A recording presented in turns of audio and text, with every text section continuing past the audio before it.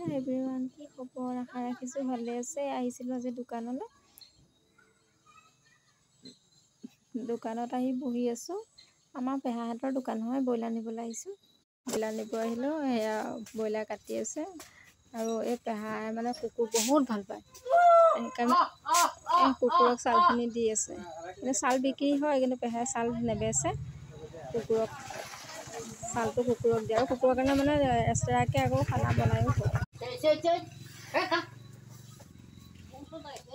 সেয়া দেখিছে কুকুৰকেইটাও মানে ইমানে বুজি পায়, ব্ৰইলাৰ কাটিলে সিহঁতে দৌৰি দৌৰি আহি পাই যায় আৰু।